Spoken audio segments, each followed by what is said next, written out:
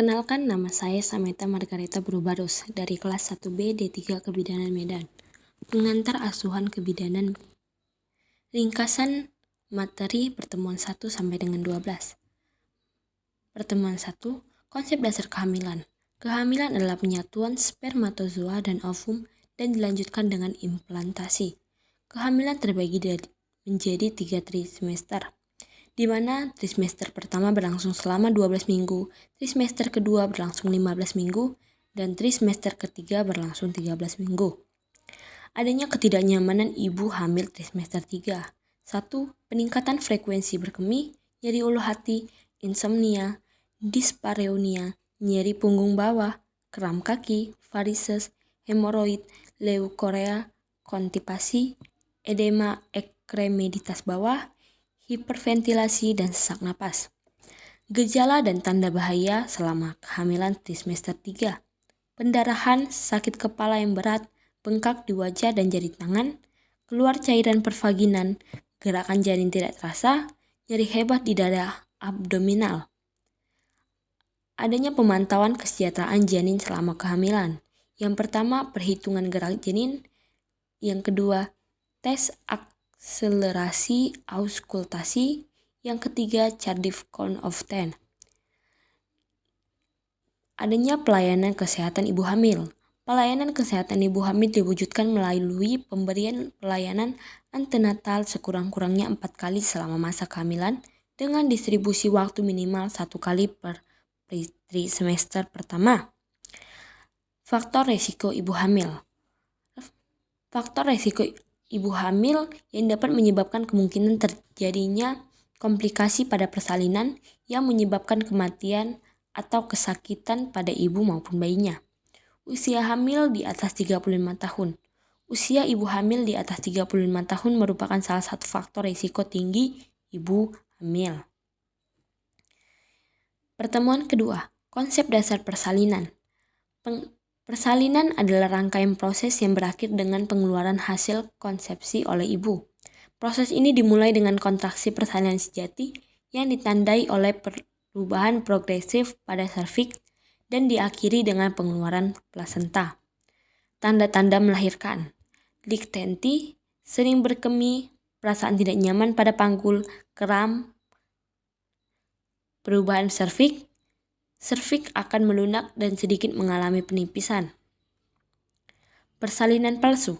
Kontraksi yang sebenarnya pada persalinan palsu timbul karena adanya kontraksi Broughton, ketuban pecah. Pada kondisi normal, ketuban pecah pada akhir kala satu persalinan dan apabila terjadi sebelum dimulainya persalinan, kondisi tersebut disebut ketuban pecah dini atau KPD. Sow bloody sow akan muncul biasanya 24 hingga 48 jam sebelum persalinan. Lonjakan energi. Mayoritas wanita akan mengalami lonjakan energi kurang lebih 24 sampai 48 jam sebelum persalinan. Gangguan saluran cerna. Menjelang persalinan akan terjadi kesulitan untuk mencerna, mual, dan muntah. Tahap-tahap persalinan. Ada kala 1, kala 2, kala 3, dan kala 4. Induksi persalinan. Induksi persalinan adalah upaya menstimulasi uterus untuk memulai terjadinya persalinan. Induksi dimaksudkan sebagai stimulasi kontraksi sebelum mulai terjadi persalinan spontan. Pertemuan ketiga, konsep dasar melahirkan. Masa nifas atau perineum dimulai sejak 1 jam setelah lahirnya plasenta sampai dengan 6 minggu atau 42 hari setelah itu. Asuhan pasca melahirkan. Aspek fisiologi dalam asuhan pasca melahirkan bertujuan untuk memastikan kesehatan fisik dan untuk mendeteksi adanya penyimpangan dari normal. Pertemuan keempat, konsep dasar bayi baru lahir. Bayi baru lahir atau masa neonatal adalah sejak lahir sampai dengan 4 minggu, 2 atau 28 sesudah kelahiran. Neonatus selanjut adalah bayi berusia 7-28 hari. Bayi baru lahir normal. Bayi baru lahir normal memiliki ciri berat badan 2,5 gram sampai 4 kg. Panjang badan 48 sampai 50 cm. Lingkar kepala 33 cm sampai 35 cm. Lingkar dada 30 sampai 38 cm. Frekuensi jantung 120 sampai 160 kali per menit, respirasi sampai 40 kali per menit, kulit merah muda dan licin, rambut lanugo tidak terlihat, kuku warna kemerahan, dan untuk laki-laki testis sudah turun, dan untuk perempuan labia mayora menutupi labia minora. Refleks hisap dan menelan baik, refleks moro dan grasping sudah baik, eliminasi urin dan meconium keluar 24 jam pertama. Penanganan bayi baru lahir. Yang pertama, pencegahan kehilangan panas. Yang kedua, pembersihan jalan nafas. Yang ketiga, memotong dan merawat tali pusat. Yang keempat, inisiasi menyusui dini dan pemberian nutrisi. Yang kelima, identifikasi. Yang keenam, injeksi vitamin K. Yang ketujuh, pemberian salep mata. Perubahan dan adaptasi fisiologis pada kehamilan. Yang pertama, perubahan uterus. Yang kedua, perubahan serviks uteri. Yang ketiga, perubahan mamae. Yang keempat, perubahan sistem muskuloskeletal. Yang kelima, perubahan traktus urinaria. Yang keenam, perubahan sistem respirasi. Yang ketujuh, perubahan sistem metabolisme. Pertemuan keenam, perubahan dan adaptasi fisiologi pada persalinan. Yang pertama, perubahan tekan darah. Yang kedua, perubahan metabolisme. Yang ketiga, perubahan suhu tubuh. Yang keempat, perubahan detak jantung. Yang kelima, perubahan pernafasan. Yang keenam, perubahan pada ginjal. Yang ketujuh, perubahan gastrointestinal atau GI. Yang kedelapan, perubahan hematologi. Yang kesembilan, perubahan SAR dan SBR.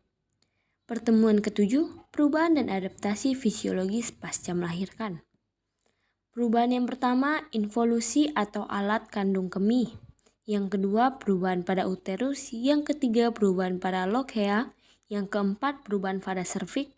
Dan yang kelima, perubahan pada vulva dan vagina. Pertemuan ke-8, perubahan dan adaptasi fisiologis bayi baru lahir. Yang pertama, sistem respirasi. Yang kedua, sistem kardiovaskular. Yang ketiga, sistem pencernaan. Yang keempat, sistem hepatika. Yang kelima, sistem termoregulasi. Yang keenam, sistem ginjal. Yang ketujuh, sistem kekebalan tubuh. Yang ke-8, sistem integumen. Yang ke-9, sistem neuromuskuler. Yang ke-10, pemantauan tanda bahaya pada BBL. Yang ke-11, pemeriksaan BBL. Pertemuan ke-9, perubahan dan adaptasi psikologis pada kehamilan. Trimester pertama, ibu akan merasa tidak berdaya dan minder karena ibu merasa adanya perubahan pada dirinya. Trimester kedua, ibu merasakan perubahan pada bentuk yang semakin membesar sehingga ibu merasa tidak menarik lagi dan suami tidak perhatian lagi. Trimester ketiga, kadang-kadang ibu akan merasa khawatir bila bayi sewaktu-waktu lahir. Pertemuan ke-10, perubahan dan adaptasi psikologis pada persalinan. Yang pertama, misalnya tidak adanya pengalaman sebelumnya. Yang kedua, kesiapan emosi. Yang ketiga, persiapan menghadapi persalinan, seperti persiapan fisik, mental, dan materi. Yang keempat, support sistem keluarga. Yang kelima, sikap terhadap kehamilan. Pertemuan ke-11, perubahan dan adaptasi psikologis pasca persalinan. Yang pertama, perubahan mood. Yang kedua, perubahan peran. Yang ketiga, periode ketergantungan. Ini biasanya terjadi 1-2 hari pasca melahirkan.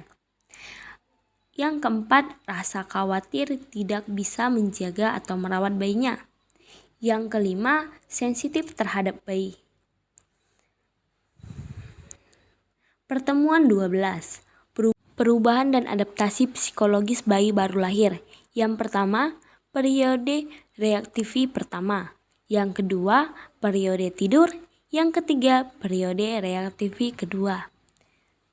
Terima kasih sudah mendengarkan ringkasan yang saya buat.